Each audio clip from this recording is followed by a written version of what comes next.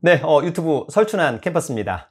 자, 여러분, 오늘은 부동산 투자할 때 개인 이름으로 하는 게 좋은 것인지 또는 법인으로 하는 게 좋은 것인지, 사실 개인과 법인 똑같은 게 아닌가 이런 생각을 하시는 분들이 상당히 많은데, 여러분, 개인과 법인은 완전히 다릅니다.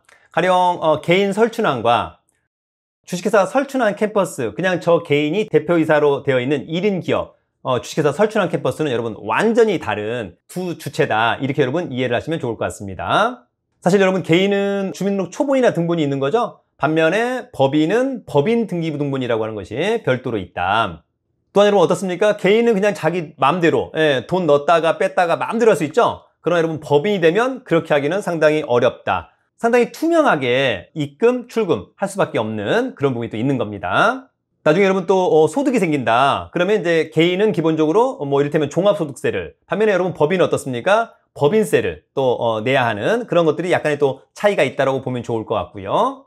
그럴 때 여러분, 종합소득세율은 어떻습니까? 한 6에서 한 45% 정도. 거기에 반해서 법인은 한 10에서 한 20% 정도. 반면에 이제 법인세율은 통상 한 10에서 20% 정도, 아주 높지 않을 거니까요. 네, 그 정도라고 해서 약간의 어떤 많은 차이점이 있다. 그래서 여러분 어떻습니까? 과거에는 이제 우리가 부동산 투자를 할 때, 특히 주택을 투자할 때 법인이 상당히 유리했다, 이런 이야기들을 많이 했었습니다.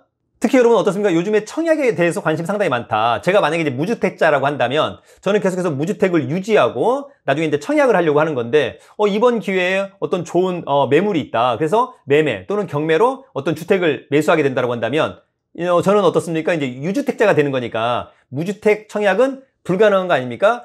그럴 때 가령 제가 갖고 있는 주식회사 설춘환 캠퍼스 이름으로 주택을 사놓는다면 개인 설춘환은 여전히 무주택자, 그래서 무주택 청약을 할 수 있는 그런 강점도 있었습니다.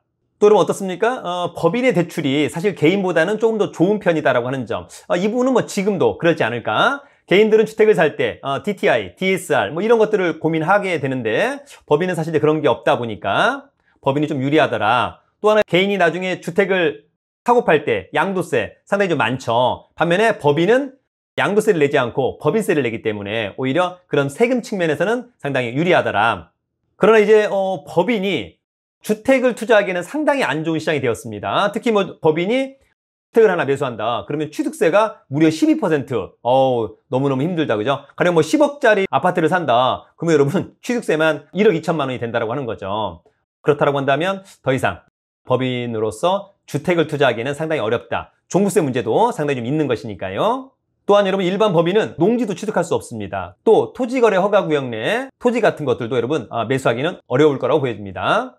다만 여전히 법인 투자도 상가 또는 공장, 토지 이런 쪽에서는 계속해서 유효하지 않느냐라고 하는 점이 있고요.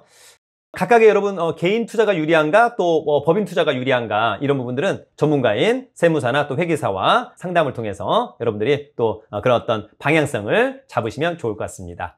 여러분, 개인과 법인은 완전히 다르다. 설춘환과 주식회사 설춘환은 완전히 다르다라고 하는 점을 다시 한번 말씀을 좀 드리면서 오늘은 여기까지. 여러분, 파이팅!